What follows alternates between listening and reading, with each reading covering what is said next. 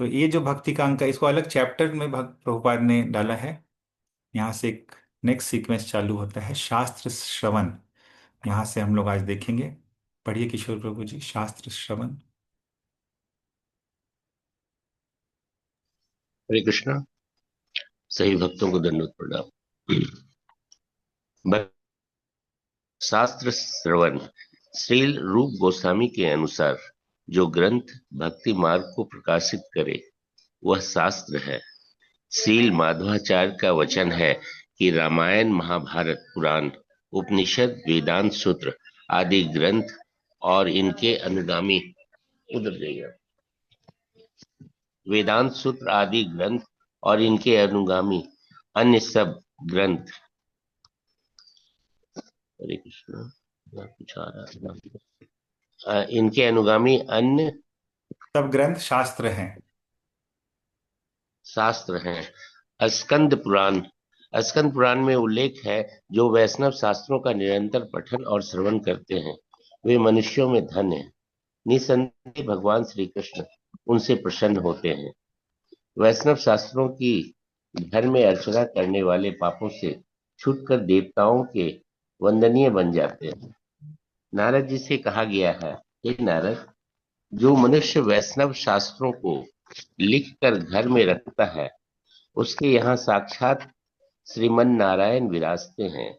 श्रीमद् भागवत 12.13.15 में कथन है, यह श्रीमद् भागवत सारे वेदांत का परम सार है। जो किसी प्रकार श्रीमद् भागवत में रस लेने लगता है उसकी किसी अन्य साहित्य को पढ़ने में रुचि नहीं होती।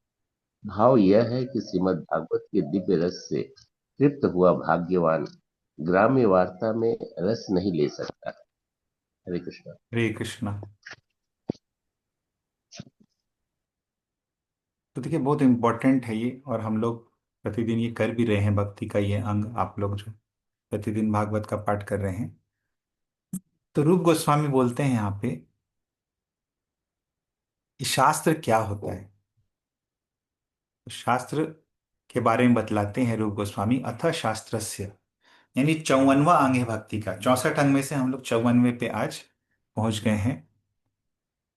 शास्त्रम अत्र समाख्यातम यद भक्ति प्रतिपादकम। अत्र शास्त्रम सम्यक आख्यातम। इस प्रसंग में जहां पे हम लोग अभी डिस्कशन कर रहे हैं भक्ति रसामृत सिंधु के 64 अंगों के प्रसंग में, शास्त्र जो है सम्यक रूप से उनको कहा जाता है, यद भक्ति प्रतिपादकम, जिससे भक्ति का प्रतिपादन होता है, जिससे भक्ति बढ़ती है, उसको शास्त्र बोलते हैं। जो ग्रंथ भक्ति मार्ग को प्रतिपादित करती है, प्रकाशित करती है, वह शास्त्र है। अभी यथा स्कांदे, स्कंद पुराण में बतलाते हैं। और एक और चीज यहाँ पे उपपाद कोट करते हैं, मध्वाचार्य। मध्वाचार्य बोलते हैं कि रामायण, महाभारत, पुराण, उपनिषद, वेदांत सूत्र आदि ग्रंथ और इनके जो भी अनुगामी ग्रंथ हैं, मतलब इनको जो फॉलो करते हैं, ये सभी ग्रंथ जो है शास्त्र हैं। तो हमारे आचार्य, हमारे वैष्णव आचार्य जो जो ग्रंथ लिखे हैं, चूंकि इन ग्रंथों को फॉलो करते हैं, इसीलिए वो भी शास्त्र हैं। ये मध्वाचार्य बताते हैं। स्कंद पुराण में क्या कहा गया है, यथा स्कांदे। तो देखिए, बहुत ही सुंदर है ये। 3 श्लोक यहाँ पे कहा गया है स्कंद पुराण में, हम लोग देखेंगे एक एक करके। वैष्णवानि तु शास्त्राणि ये शृण्वन्ति पठन्ति च, धन्यास्ते मानवा लोके तेषां कृष्णः प्रसीदति। वैष्णवानि तु शास्त्राणि, बोलते हैं यहाँ पे स्कंद पुराण में कि ये, यानी जो लोग, ये तु, जो लोग तो, वैष्णवाणी शास्त्राणी, वैष्णव शास्त्र, शृण्वन्ति सुनते हैं, पठन्ति च और पढ़ते हैं, ते मानवः वे, मानव, वे मनुष्य, लोके है धन्यः, इस लोक में धन्य है, और तेषाम, उन पर, कृष्ण प्रसीदति, उन पे कृष्ण जो है वो प्रसन्न हो जाते हैं। कृष्ण बहुत ही प्रसन्न रहते हैं, और यही चीज प्रभुपाद यहाँ पे बतलाते हैं कि जो वैष्णव शास्त्रों का निरंतर पठन और श्रवण करते हैं वे मनुष्यों में धन्य हैं। निसंदेह भगवान कृष्ण उनसे प्रसन्न रहते हैं। अभी नेक्स्ट बतलाते हैं। वैष्णवानि तो शास्त्राणि येर्चयन्ति गृहे नरः सर्व पाप विनिर्मुक्ता भवन्ति सुरवन्दिताः।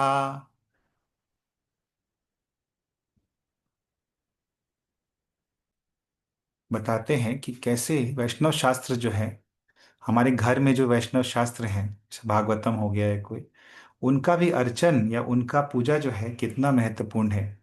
तो बोला जाता है स्कंद पुराण में, ये नराहा, जो मनुष्य गृहे अपने घर में वैष्णवानी शास्त्राणी, वैष्णव शास्त्र, अर्चयंती, अर्चना करते हैं, उसकी उसकी पूजा करते हैं, वे लोगों का क्या होता है, वे लोग सर्व पाप विनिर्मुक्ता भवंती, सभी पापों से विशेष रूप से निर्मुक्त हो जाते हैं, पूरी तरह से मुक्त हो जाते हैं सभी पापों से, यदि केवल वैष्णव शास्त्रों की पूजा करें।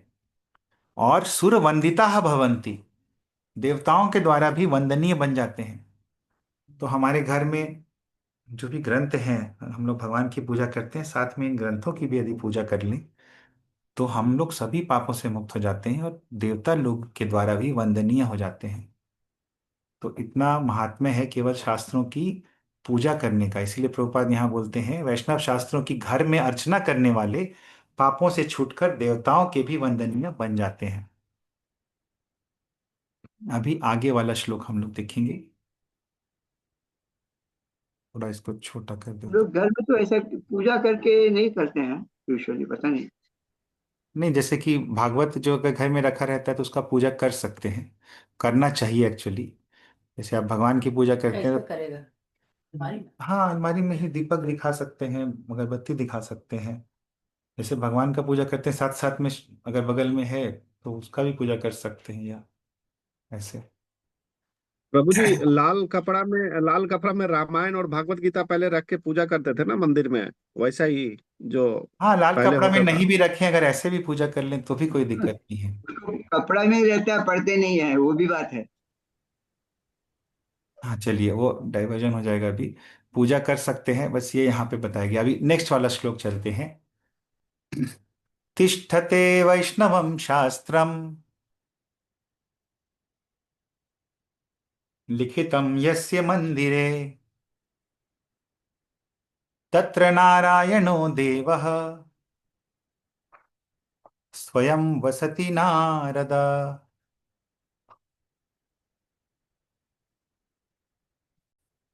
स्कंद पुराण में यस्य मंदिरे, जिसके घर पे, मंदिर घर के लिए भी प्रयोग होता है, जिसके घर पे लिखितम वैष्णवम शास्त्रम तिष्ठते,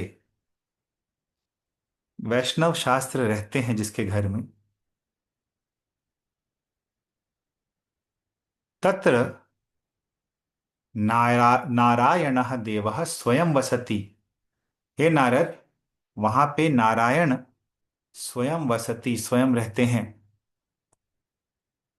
तो ये तो हमने बहुत बार लेक्चर्स में भी सुना है कि कैसे भगवान स्वयं रहते हैं जहाँ पे शास्त्र रहते हैं। तो शास्त्र रहते हैं और उनकी चर्चा होती है तो स्वयं उस घर में भगवान रहते हैं। तो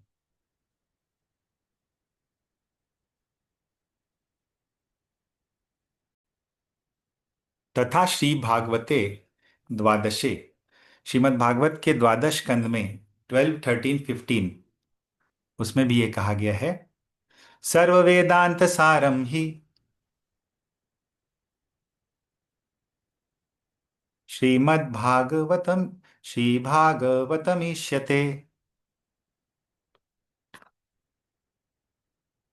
तद्रसामृत तृप्तस्य नान्यत्र स्याद् रतिः क्वचित्। तो सर्व वेदांत सारम ही, सभी वेदांतों का सार जो है, श्री भागवतम इष्यते, वो श्रीमद् भागवतम है। सभी वेदांत का सार जो है, ये भागवत में ही कहा गया है कि श्रीमद् भागवतम जो है सभी वेदांत का सार है। तद रसामृत तृप्तस्य, उसका रस अमृत से जो तृप्त है, भागवतम के टेस्ट जिसको लग चुका है, तद रसामृत तृप्तस्य, ऐसे व्यक्ति का अन्यत्र रति ही क्वचित न स्याद, किसी और शास्त्र में रति जो है, इंटरेस्ट जो है, अट्रैक्शन जो है, थोड़ा सा भी नहीं हो सकता है। तो ये भागवतम का रस जिसको प्राप्त हो चुका है, उसको टेस्ट नहीं मिलेगा बाकी शास्त्रों में, क्योंकि इसमें जो टेस्ट है, स्पेशली अभी आप लोग 10th कैंटो में प्रवेश कर चुके हैं, जैसे जैसे देखिएगा इसमें बढ़ेंगे तो कितना मधुर होता जाएगा, और सभी लीलाएं कितने मधुर ढंग से आचार्यों के टीकाओं से और भी ज्यादा मधुर होती जाएंगी, वो हम लोग देखेंगे कितना इसमें टेस्ट भरा हुआ है। और आचार्य लोगों ने इसमें और भी अच्छे से सभी चीजें जो है उसका सम्मिश्रण कर दिया है। तो उसका टेस्ट लग जाने के बाद और कोई शास्त्र जो है वो स्वादिष्ट नहीं लगेगा, उसमें रति नहीं होगी कोई भी शास्त्र में। जो भागवत है और भागवत के जो अनुगमन करते हुए ग्रंथ हैं हमारे गोस्वामियों के, उसका टेस्ट जो है वो जिसको लग जाता है, उसका और किसी शास्त्र में रति जो है नहीं होता है। यही चीज प्रभुपाद भी यहाँ पे बतलाते हैं। जब लास्ट में देखिए,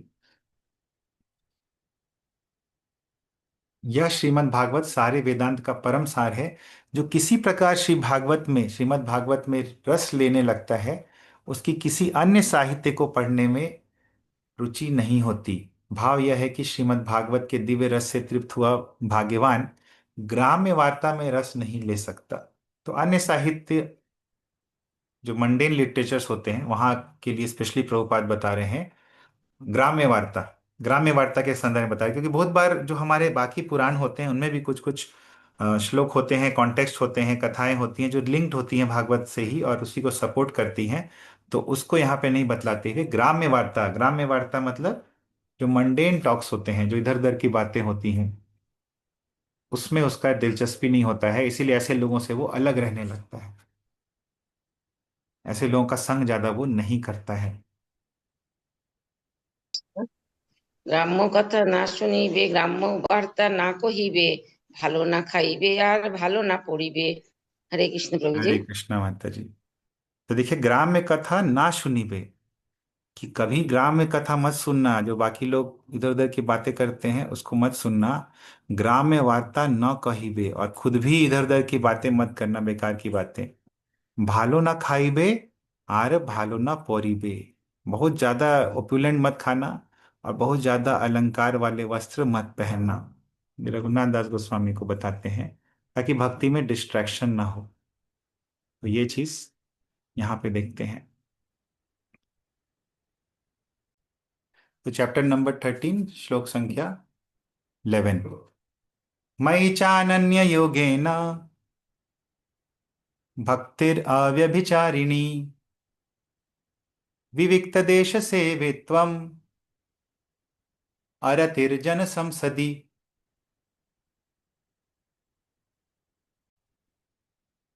तो भगवान यहाँ पे बताते हैं कि ज्ञान क्या है, क्योंकि अर्जुन पूछते हैं कि ज्ञान किसको बोलते हैं। ज्ञानम ज्ञेयम, ये सब सब भगवान से अर्जुन पूछ रहे हैं। चैप्टर 13 के शुरुआत में 6 चीजें अर्जुन भगवान से पूछे हैं। तो ज्ञान क्या होता है उसको भगवान यहाँ पे बतलाते हैं। बोलते हैं कि मई, मेरे ऊपर, अनन्य योगेन अव्यभिचारिणी भक्ति, अनन्य योग के द्वारा, अनन्य मतलब और दूसरा कुछ नहीं चाहिए, केवल भगवान आप ही चाहिए। भक्तिर अव्यभिचारिणी, अव्यभिचारिणी भक्ति मतलब केवल वन पॉइंटेडली भक्ति ही चाहिए बस, इसको ज्ञान बोलते हैं। विविक्त देश सेवित्वम, वो ज्यादा घुलता मिलता नहीं है सामान्य लोगों से, इसीलिए विविक्त देश सेवित्वम, वो एक विविक्त देश में थोड़ा अलूफ रहता है। लेकिन हाँ, भक्तों से मिलना जरूरी है, नहीं तो ज्यादा अलूफ रहेगा तो फिर वो भक्ति नहीं कर पाएगा अच्छे से। हाँ, लेकिन मंडेन टॉक्स नहीं करता। हाँ, प्रीचिंग के लिए वो भले ही लोगों से एक्सटर्नली बात करेगा, लेकिन ऐसे अपने इंटरेस्ट के लिए वो इधर उधर बातें नहीं करता, लोगों में उसकी आसक्ति नहीं होती, वो लोगों का संग नहीं लेता है, ग्राम्य वार्ता वाले लोगों का। अरतिर जन संसदी, जन संसदी, लोगों के, कॉमन लोगों के एसोसिएशन में उसकी ज्यादा रति नहीं रहती है, उसकी रति बिल्कुल नहीं रहती है। भगवान बोलते हैं एतद ज्ञानम इति प्रोक्तम, इसको ज्ञान कहा जाता है। अज्ञानम यद अन्य, यद अतो अन्यथा, और इसको छोड़ के जो भी कुछ है, जो भी इस 4 श्लोक में भगवान बताए हैं उसको छोड़ के जो भी कुछ है वो अज्ञान है, वो अन्यथा जो भी है वो अज्ञान है। तो ज्ञान और अज्ञान के संबंध में ये श्लोक भगवान यहाँ पे बताते हैं। मई च अनन्य योगेन भक्ति अव्यभिचारिणी, अव्यभिचारिणी भक्ति मतलब जो टूटी नहीं है भक्ति, वो चलती रह रही है, उसमें ब्रेक नहीं लगा रहा है वो। विविक्त देश, सॉलिटरी जगह पे वो रह रहा है। आरति ही जन संसदी, लोगों के साथ उसका बहुत ज्यादा घुलना मिलना नहीं होता है सामान्य लोगों के साथ। Detachment from general mass of people, aspiring to live in a solitary place, ये भक्ति है। प्रभुपाद यहाँ पे बतलाते हैं। हम्म, तो हर एक चीज का डिटेल में प्रभुपाद मीनिंग बताया कि हर एक चीज का मतलब क्या है, ताकि हम लोग समझ सकें उसको इसके ट्रू सेंस में। तो ज्ञान क्या होता है, उसकी परिभाषा के संदर्भ में ये चीज बताया जा रहा है। Naturally, when one is adapted to the spiritual way of life, he will not want to mix with materialistic men. इस स्वभावता ये बहुत ही नेचुरल है कि जब किसी को अध्यात्म जीवन के हिसाब से किसी का जीवन ढल चुका है, तो वो भौतिकवादी लोगों से ज्यादा मिक्स नहीं करेगा, क्योंकि ये इसके स्वभाव के विपरीत हो जाएगा। One may test himself by seeing how far he is inclined to live in a solitary place without unwanted association. अपने आप को परीक्षण कर लेना है कि हम लोग कैसे, इसका टेस्टिंग हो सकता है, कैसे हम लोग को पता चल सकता है कि हम लोग इस ज्ञान में कितना आगे बढ़े हुए हैं, जब हम लोग अपने ही जीवन में देखें कि हम लोग एकांत में कितना रहना चाहते हैं, अनवांटेड एसोसिएशन अवॉइड कितना कर सकते हैं। Unwanted association, naturally a devotee has no taste for unnecessary sporting or cinema going or enjoying some social function because he understands that these are simply a waste of time. इसीलिए devotee जो है, एक भक्त जो है, वो इधर उधर झूठ मूठ का अपना समय व्यर्थ नहीं करता है सिनेमा जाने में या स्पोर्टिंग करने में, क्रिकेट मैच देखने में या जो भी कुछ है, या किसी सोशल फंक्शन में इंजॉय नहीं करता है। हाँ, किसी कारण से उसको जाना पड़ रहा है तो चले जा रहे हैं, अगर जाना है उसको किसी कारण से, क्योंकि उसको पता है कि ये सब वेस्ट ऑफ टाइम है। और जो भक्त लोग ये करते हैं, ऐसा भक्ति करते हैं, वो लोग देख भी चुके हैं कि उनको सही में अनकंफर्टेबल लगने लगता है जब मेटेरियलिस्टिक लोगों के साथ रहते हैं।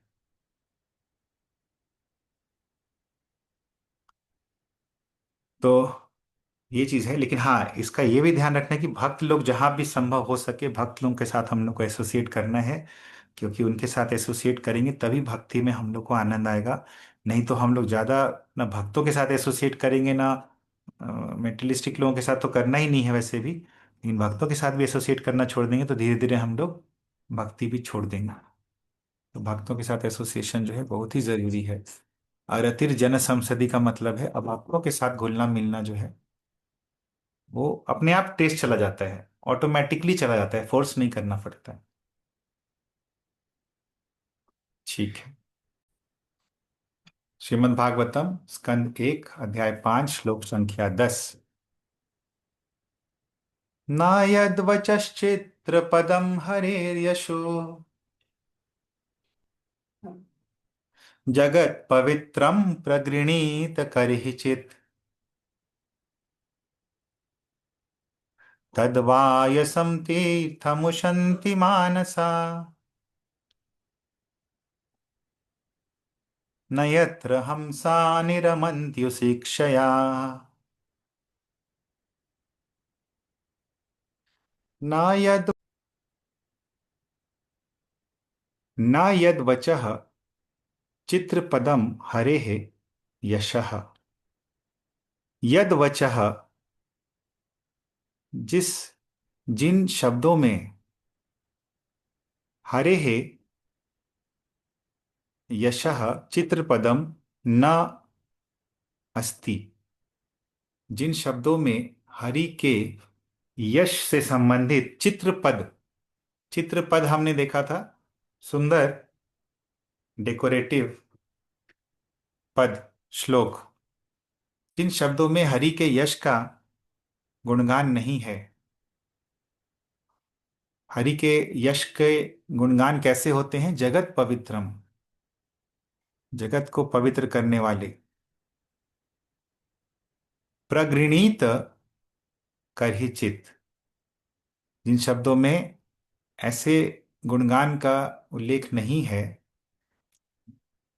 तत्, उन शब्दों को मानसाह, जो मनस्वी होते हैं, जो मन को कंट्रोल में करने वाले जो साधु महात्मा रहते हैं, वो लोग वैसे शब्दों को, वैसे स्थान को क्या समझते हैं? वायसम तीर्थम उशंति, वायस तीर्थ मानते हैं। वायस यानी कौवा। कौवों का तीर्थ क्या होता है? कचड़े का ढेर। तो ऐसे जगह को कचड़े का ढेर मानते हैं। और चूंकि वो मनस्वी हैं, चूंकि वो साधु हैं, चूंकि वो संत हैं,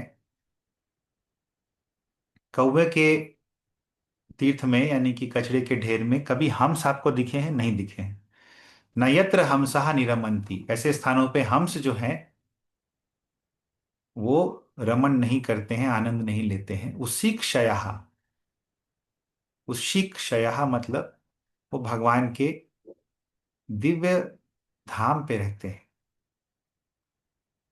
क्योंकि वो भगवान के दिव्य धाम के धरातल पे रहते हैं, भगवान से संबंधित उत्तम श्लोक का गान करते हैं, चित्रपद हरे यशः चित्रपद को श्रवण करते हैं, इसीलिए ऐसे वायस तीर्थों में उनकी दिलचस्पी नहीं होती, वहां पे वो एंजॉय नहीं करते हैं। बस।